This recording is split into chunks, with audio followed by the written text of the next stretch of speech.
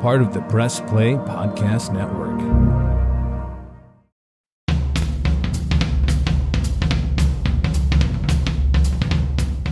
Hello, everyone, and welcome to Producing While Asian. Today's episode is a conversation with Ted Arthur, a Broadway musical director who is currently the music director for Diana, the new musical.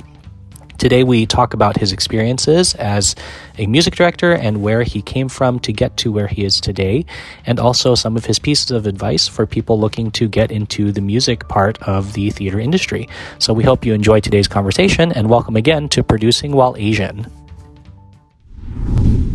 Welcome to Producing While Asian, Ted. It's so good to see you. I know it's been years since I've seen you in person, and also years because of the pandemic. It's just great to have you as a guest on the show. So how have you been? Oh, well, thank you so much for having me. It's really great to be here, and thank you for asking. Things are, starting back up with theater. It's been almost 20 months or so, and so I think, to be working right now, it's very fortunate, and so I think definitely don't take that for granted. For sure. So we'll dive right into your story. So for our listeners who don't follow you already or don't already know who you are, give us a little bit of like a Spark Notes version of how you started in the industry and how you came to be where you are today.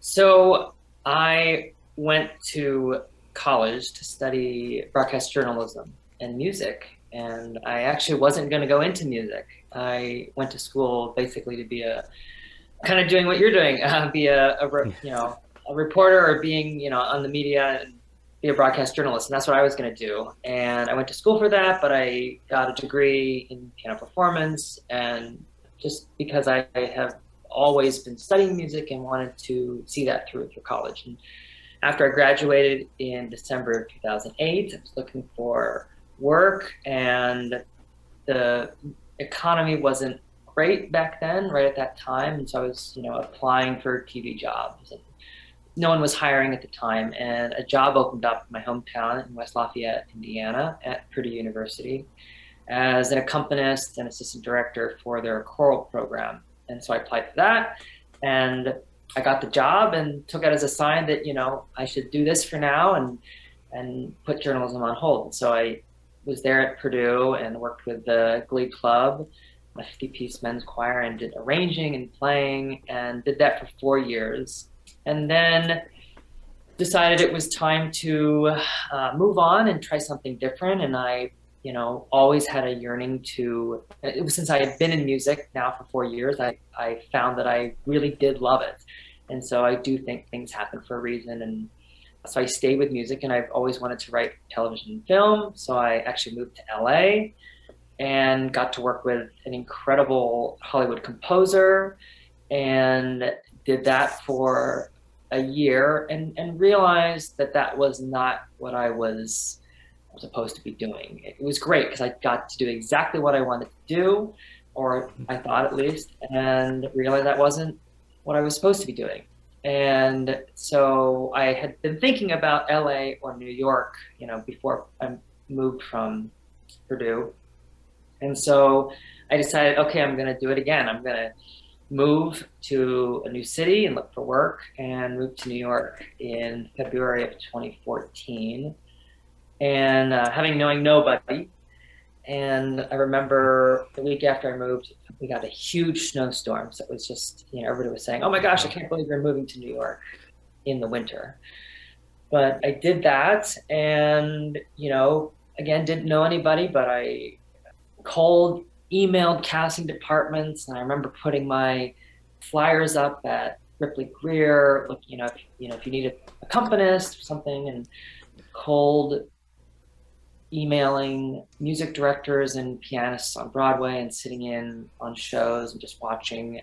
I think in February and March, I probably sat in 12 pits, just sitting and watching and, meeting people, and things happened, and I made connections. And, I think I owe a lot of credit to Ben Cohn, who at the time was the key one player at Wicked. He brought me into Broadway Cares, and my first, big job in theater was working on the Easter Bonnet, which was the Broadway Cares spring collection. And that kind of went from there. I don't know how far you No, that's great. oh. Yeah. So yeah, and so would you say that that gig definitely opened up the doors to kind of all of the kind of more mainstream, bigger opportunities that came your way, getting to the point of music directing new shows and the shows that were opening up on Broadway in the last 5 years or so? What would you say was like, I mean, obviously the motivator was to find a job, but in that time, what kept you going? Like, talk about, were there, I know you mentioned one name, but were there other people that, you can really say, I leaned on these folks to keep me going, keep me inspired to keep pounding the pavement until I got that first gig? Yeah, I just had no idea what the culture was like in theater. And in the musician circle and in Broadway music directors and staff, I found everyone to be really generous with their time and generous with their insights. So I was able to meet a lot of people, and a lot of people said, sure, come and sit and watch the show, or sure, I'll meet you for a coffee. And so I think as a community as a whole, they were very nurturing, and they are today. There's a real sense of someone did this for me, and so I want to pay this back. And I think that's really wonderful in our industry, because I think it can, you think that it may be really competitive, and it is competitive. It's Broadway, Sure, and sure. it's definitely, people are competing for different jobs, but I do think as a whole, it's very community based. So there are a lot of people like Ben Cohn, like I said, was a huge mentor of mine, still is. And Mary Mitchell Campbell is a huge mentor. Ian Eisendrath. There's a lot of people who trusted in me something and entrusted in me a show or a project, and really took a chance. Because I think in this industry as well, it's hard because there's no real audition process. You have to kind of just prove yourself. And so people need to give you an opportunity. And there were a lot of people that did. That's awesome. So going back to mentioning challenges, so to break in, as we all know, it can be hard.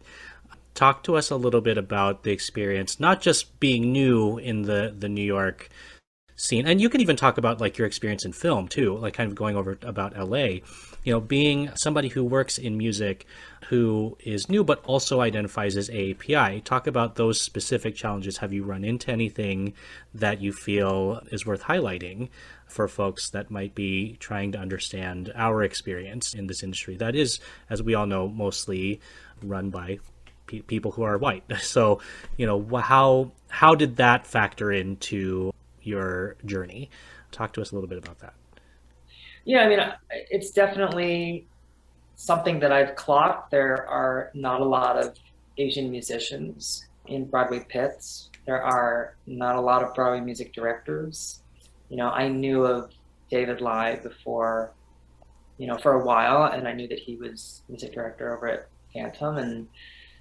But when I'm sitting in these pits, in 2014, there's definitely, I thought for sure there would be a lot of Asian musicians in pits, especially pianists, because I grew up going to IU, like a piano group at IU and piano camps growing up. And, there were always, I feel, a lot of Asians in the classical world. And so to Right. not see that was surprising to me. So, but I do feel like, at least as a musician, it is all about, will you do a good job? Will you show up on time? Are you good to work with? And those are really the important things. And those things, it doesn't matter what you look like for those. And so there is a disconnect, though, that there are not very many Asian musicians in Broadway right now. Right. And, I feel the same way as you do. And this, obviously is a stereotype that we've grown up with, is the like, oh, musicians, there's a lot of Asians, and so to have that realization is fascinating to hear. Because do you think, in your opinion, that it might be intimidating for anybody that does identify as AAPI to go into that? Because they can be as confident as they are in their musicianship, but to want to go into that part of the arts industry, do you think it's intimidating in the sense that, like, there might not be an advocate for them?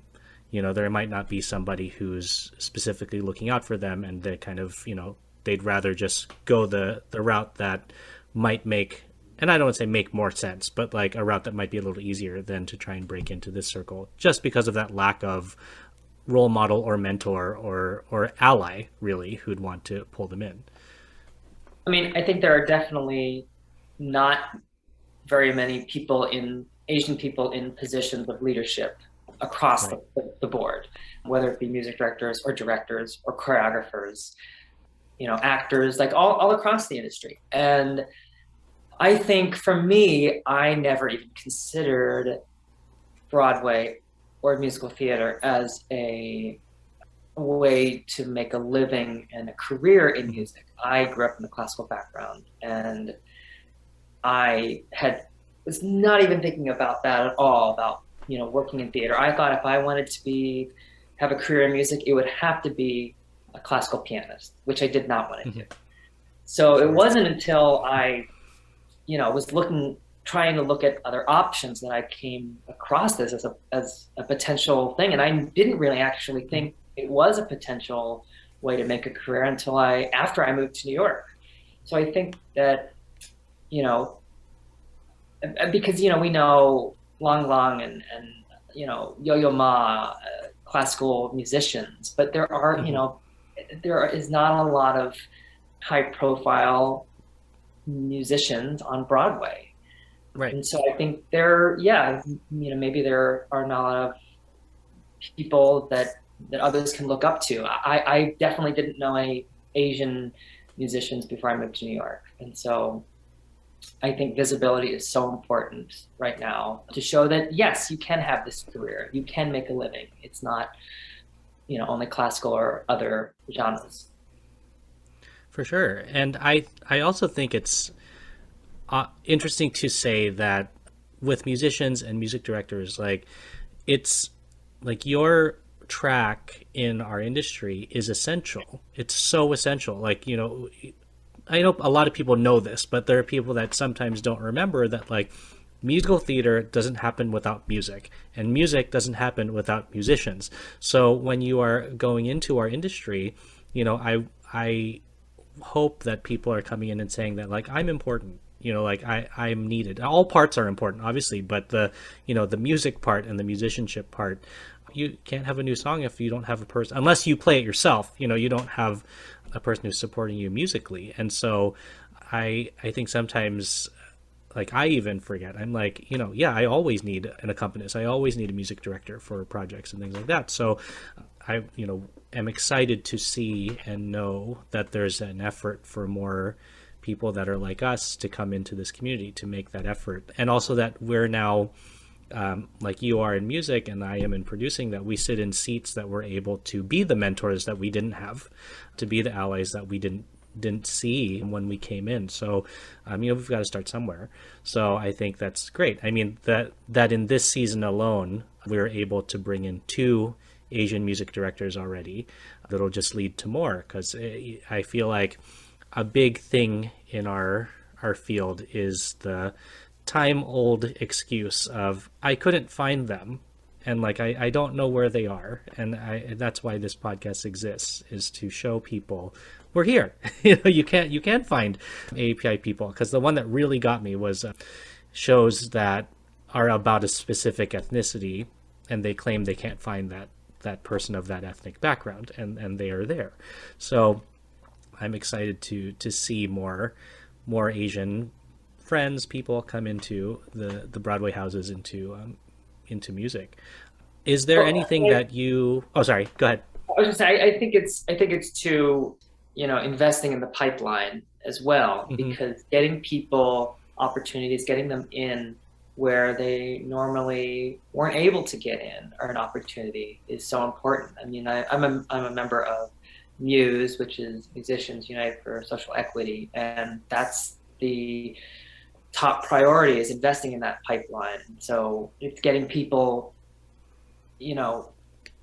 opportunities they weren't able to get themselves or didn't have the chance. So it's getting them in the door. And I think that's a big thing, because once you're able to do that, there's more, like you said, people, there's less of an excuse to say, I don't know any Asian drummers.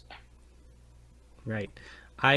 Somebody said on another episode, which I thought was fascinating, was, and I'll mention it's Stephen Cuevas, who he mentioned saying that he has music directed a lot, but he's never music directed an Asian show. And, he's music directed plenty of things, but he's never had the opportunity to do like Miss Saigon or South Pacific or shows that have Asian characters and Asian storylines. And there was another person who I spoke to who was a friend of mine, an actor in DC, who said that she has done Asian shows, but she's never been reviewed by an Asian critic.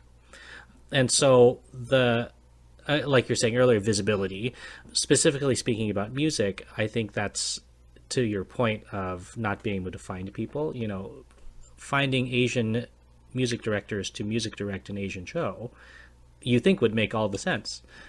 But it's that pipeline building that we're talking about, and how to make sure that there's a way to find people who can. Because in Steven's experience, he was like, I've only seen, white people music direct these shows. He was like, but when it comes to a show like Dreamgirls or a show like, In the Heights, you see more of an effort to find a Latinx music director or a African-American music director. Why is this any different? And so, unfortunately, it falls to that same, we can't find them idea. But so I'm hoping that this is a door to to more people of Asian ethnicity directing Asian shows musically. So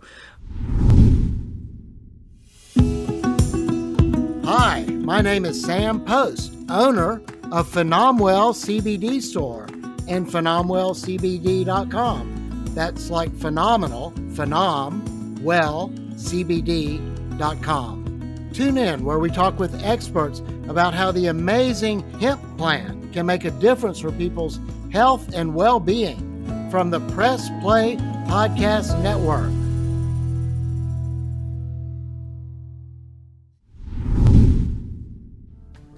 Hi, I'm Ted Arthur, and you're listening to Producing While Asian. In your experience recently, I know you've been opening a lot of new shows as a music director and being in those Broadway houses, and you deal with a lot of producers, I would say. Not necessarily directly all the time, but they're definitely in your orbit and you talk to them. So tell us a little bit about the question that we ask every guest on this scale of 1 being not at all, to producer being like, I think I am a producer in addition to being a music director. Where do you think you sit on that scale, in your opinion, based on what you've seen so far, or where you want to go? Because I know that there was one project that you're on with our mutual friend Elise Arndt, Sing Baby Sing, where you were the music director, but you also were writing music and really involved in the process. So where would you say you fall within that range? It's an interesting question, because I think, nowadays everyone's doing a lot of jobs and they're wearing a lot of hats. And I do think, as a producer, you're really overseeing everything about the show. Mm-hmm.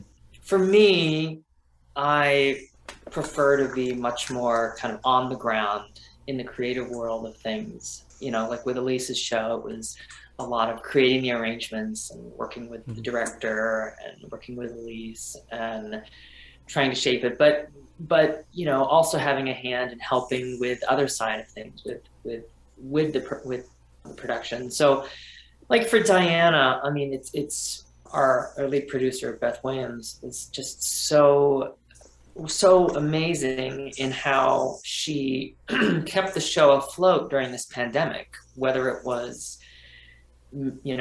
getting a PPP to have a online workshop in June of 2020, whether it was coordinating the monumental task of filming the show for Netflix during a quarantine, which logistically is, incredible, and then opening the show back on Broadway again. So I where I definitely bow to that that Sure. logistical feat.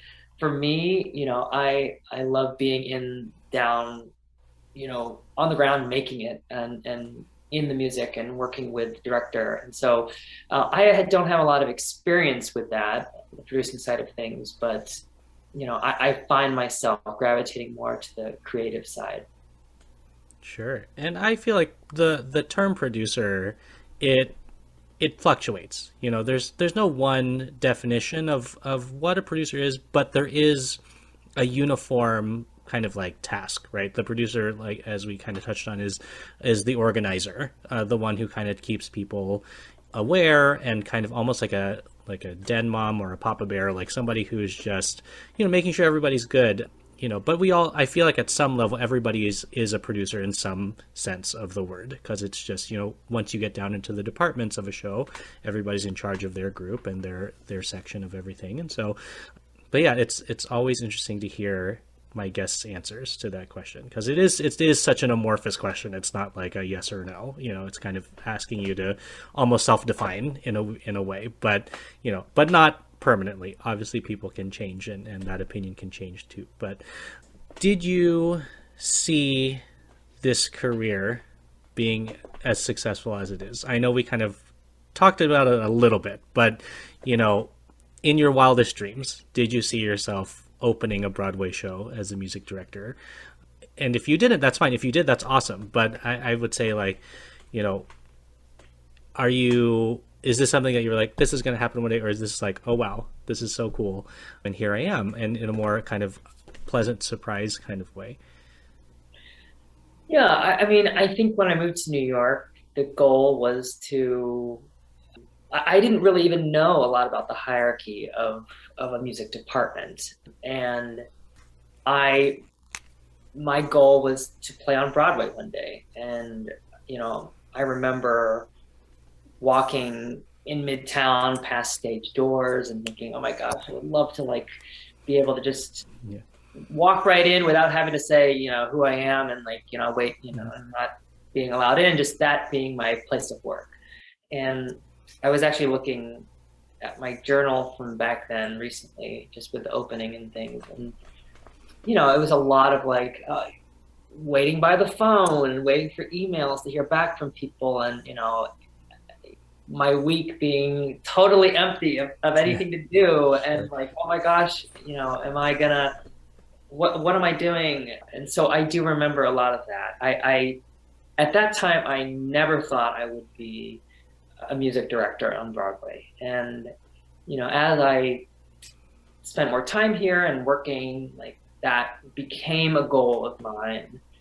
And, after I made my debut on Broadway and playing and subbing and working, like I guess I never really, it was always a goal, but the goal always felt, on the other side of the room. And I had no idea how I would get over there. And, everyone's career has a different path to where they finally will end up. And I feel like this was just a really fortunate opportunity for sure. And it just happened. I just happened to get across the room maybe quicker than I thought. I had no idea. Yeah. It's awesome. So in getting across the room, tell us a little bit of kind of, is there anybody that you've worked with so far that was super, super memorable? Like, do you have any like feel good stories that you want to share of like, oh wow, like that was, it doesn't have to be an incredible experience, but like a touching moment for you in your journey so far that you're like, oh, that was, a really great memory? Yeah, I mean, I think there are a couple people. Someone or somewhere. It doesn't have to be a person, but Yeah, I think, like I said, Ben, I owe so much to Ben. He's a good friend and mentor, and he brought me into Wicked. I was doing stuff for Broadway Cares, and he brought me into Wicked. I made my Broadway debut over there, and he's just one of the nicest guys. And it just, showed me that there are nice people in this industry. Not, everyone, I feel like everyone's been very nice, but Ben really was really took a chance on me. And I think that you need someone like that to do that, because people are so, protective of their shows and of their chairs. And, Hmm. you don't really get to sub unless, you have the credentials to back it up. But how do you get those credentials? It's this vicious cycle. And, I think he was really one that helped me. And like I said, I met Mary Mitchell Campbell, who's an amazing music director and supervisor, and she is just one of the nicest people, and she really trusts you, and she just leads with kindness. And I think that is something that I really have taken to heart and tried to, exemplify myself.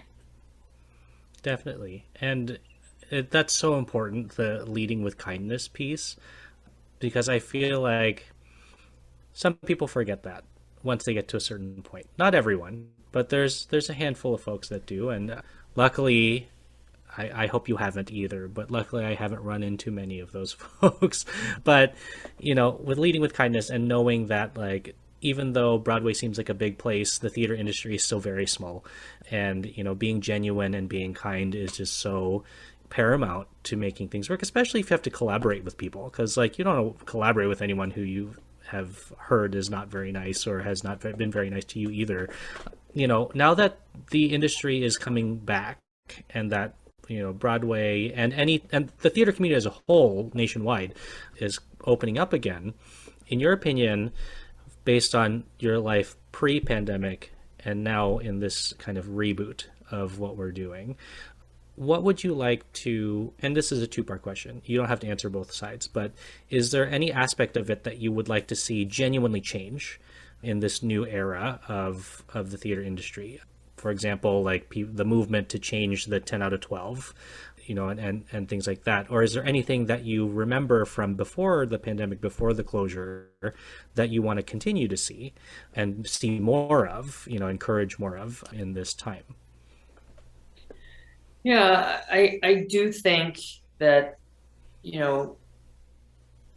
we need to, as I said before, invest in the pipeline and get more diversity in our pits. And I think that is something that we lacked pre-pandemic. And Muse was developed during the pandemic, and it's gotten a lot of people thinking. And, I think it's, at least with Diana, what I'm trying to do is to make it not make it so high stress of getting perfect musicians in. We need to widen the pool of people, whether, so it's maybe giving someone a chance that is really good, but has just never played on Broadway and really wants to. And that may be, working with that person a little more and putting in a little more time. But again, it goes back to someone giving you an opportunity to step into the, to step through the door.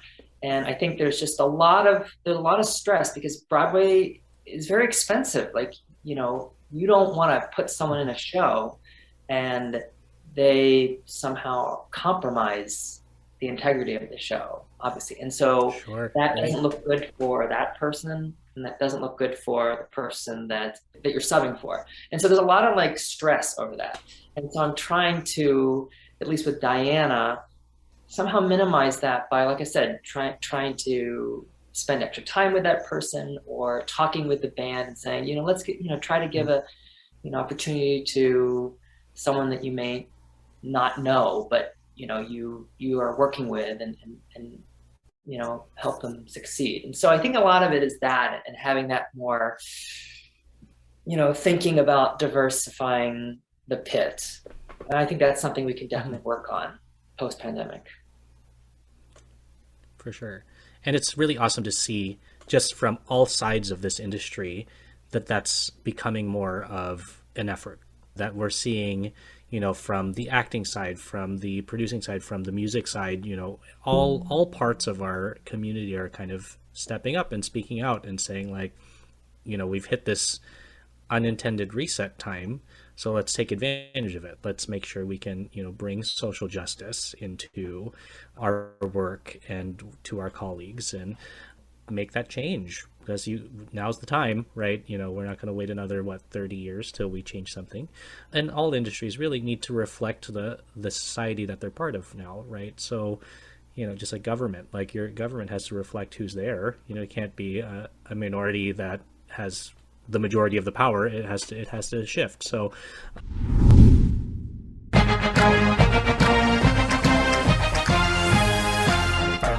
hey, it's Tito, host of the Premier Fantasy Podcast. Get all the news and analysis you need to dominate your fantasy league. I've been doing this as long as anybody in the business. I can help give you the edge.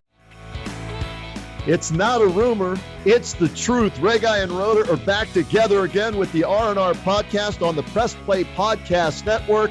We're going to talk Browns. We're going to talk Cavs, Indians, even if they're not playing well, which might happen. We're going to talk monsters. We're going to talk college football. You name it. When it comes to sports, Regai and Roeder, we're going to break it down for you as only we can. So make sure you join us right here on the Press Play Podcast Network. Hi, I'm Ted Arthur, and you're listening to Producing While Asian. So now, given that, there's a lot of people now that are inspired to really get involved and to go for what they want. In this whole great resignation situation that's happening, people are changing careers and moving up, moving down, whatever, moving laterally. I expect our pipeline to start filling up. So for those that are kind of heading in that direction, from your own personal point of view, what are some things that you'd like to impart upon future musicians and music directors that are coming into this field? Obviously look for the mentors, look for, people that are kind and generous, but is there any other advice that you wish that you would have had coming into this?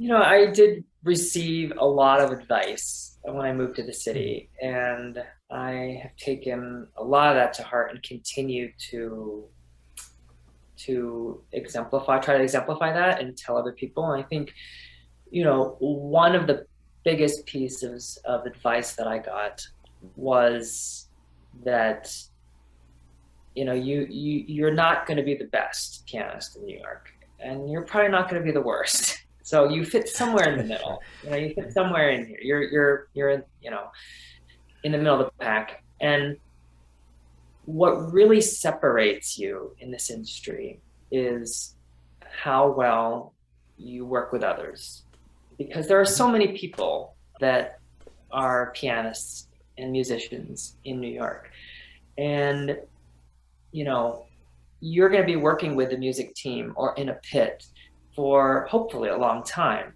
and it's really how well you work with others that really that people want to be around. A person that is likable and that gets along with others and is collaborative. So that's a really big thing that I learned.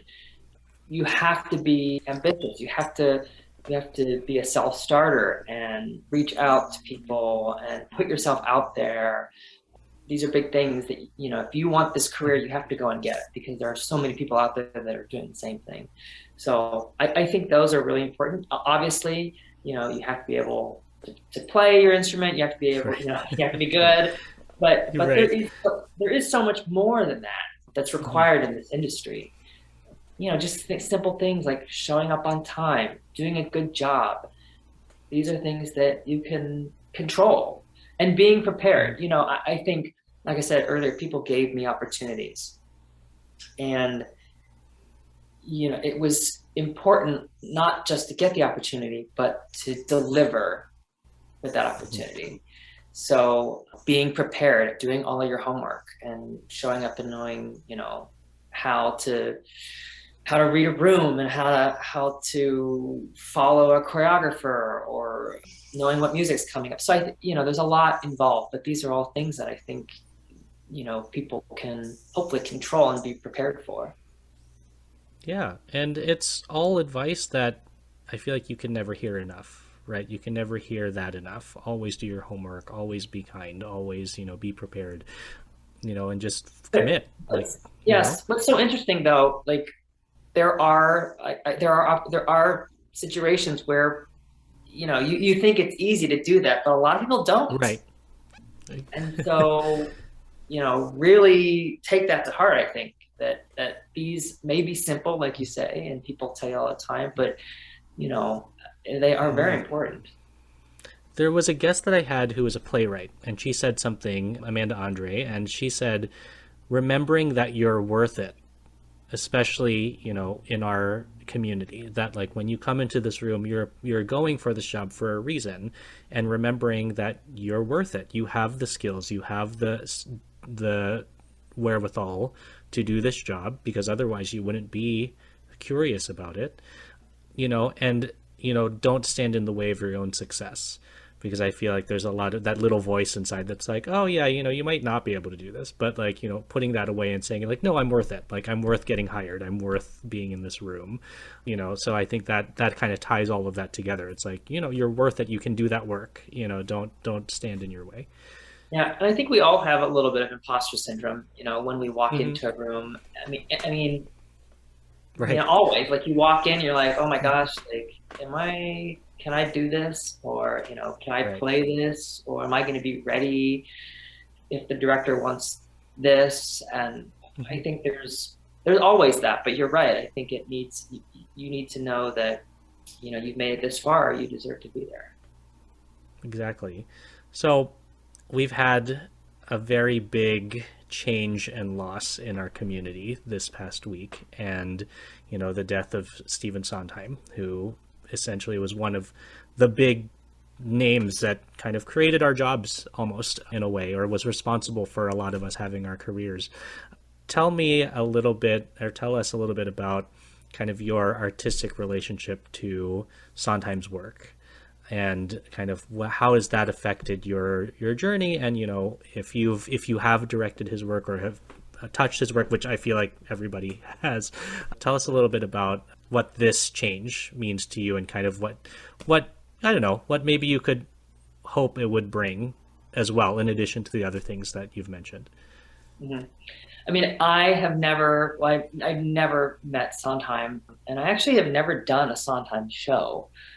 But I do think that, I came into theater fairly late. Like, I did theater growing up in high school, but again, it was just, like the summer activity or the fall activity. And so I did that for a couple of summers. And, growing up Into the Woods, of course, was playing that on repeat in my iPod or whatever it was. And along with a lot of other musical theater stuff. And so, like, obviously he was someone that I admired, and, it's someone that I looked up to. I have not done a Sondheim show to this day yet, but I did work on we did a 90th birthday celebration for him at the start of the pandemic, which was one of the first virtual videos, video projects. And I remember watching that. yeah, and that was a huge undertaking, because one, just I think the biggest thing that I, obviously knew, but I didn't really get the full impact, was how prolific of an artist he was. And to be doing this full concert with all these wonderful people singing music, his music, it was just really, it hit me that of how much of an icon he was. And I think, to have, when we had that living legend, so to speak, show on Broadway, it was such a special, I think, thing to have. And I think we're all reflecting on that now as he passes, but his work continues on Broadway today. Definitely inspiration, definitely, one of the last amazing movers and shakers in our industry as a composer that people were able to that I know a lot of my colleagues worked with, which I think was really special. Mm-hmm. So given that, because, we never know who's listening to this podcast, which is exciting. If there's a producer out there who's like, I'm going to, I think I want to produce a Sondheim show.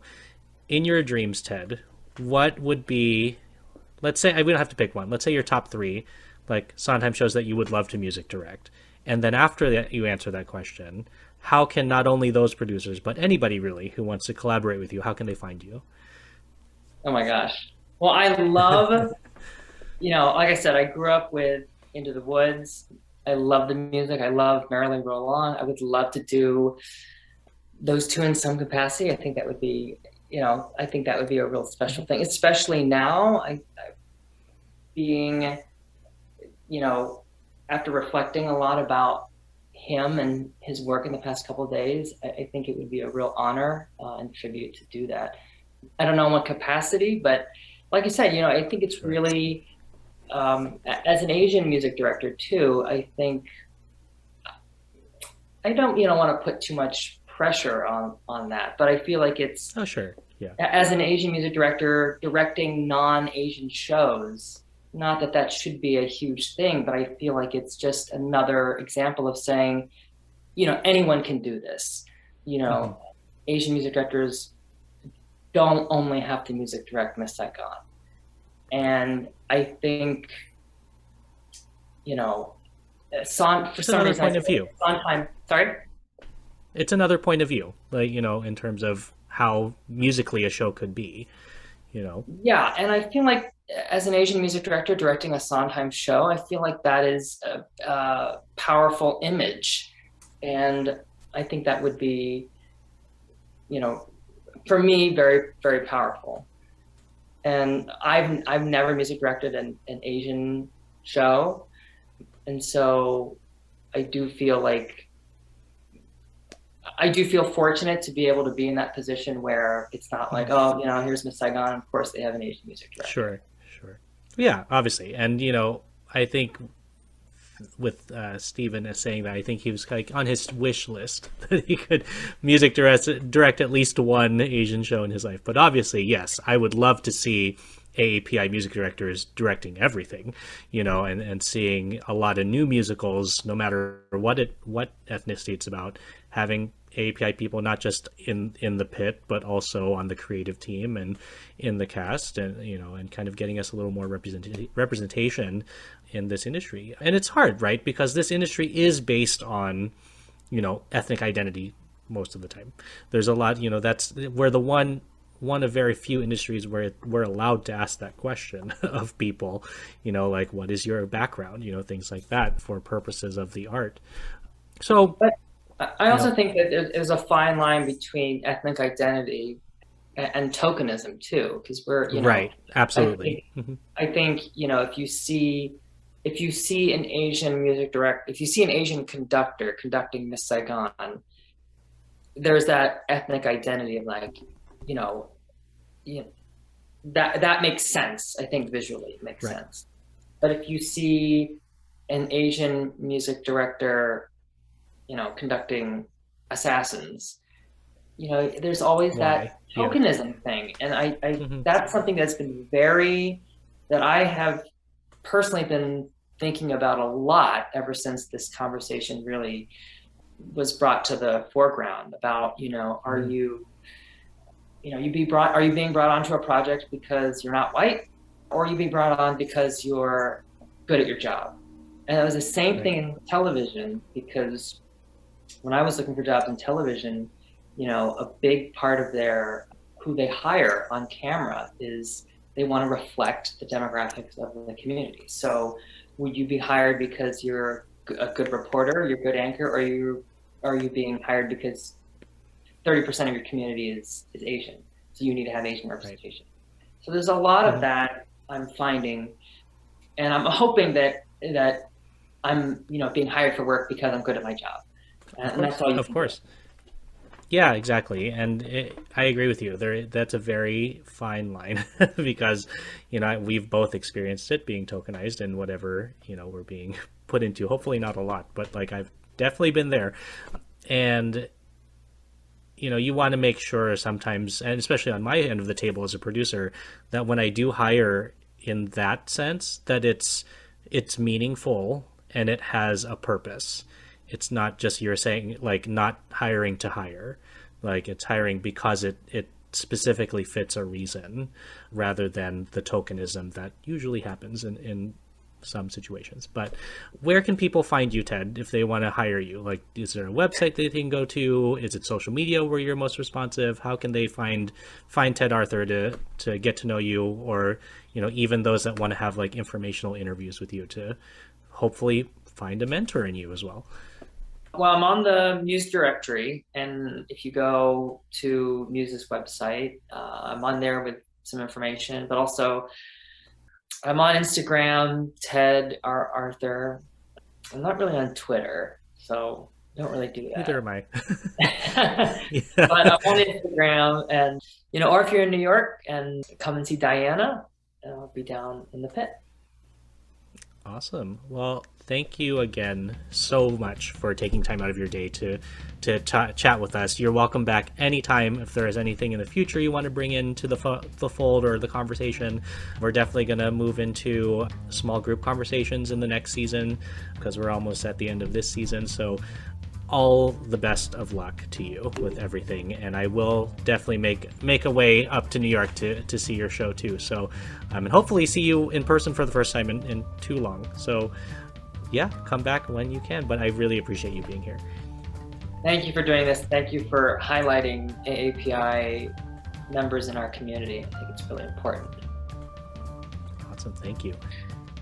Thanks for listening to today's episode of the Producing While Asian podcast. Our theme song was created by Luckstock. We are produced by Press Play Podcast, and the show is edited by Michael Santos Sandoval. If you have a moment, please leave a review and a rating, and be sure to send us any topic ideas you have to producingwhileasian@gmail.com. To follow us, stay updated, and read our blog, visit www.producingwhileasian.com. We hope you join us again soon.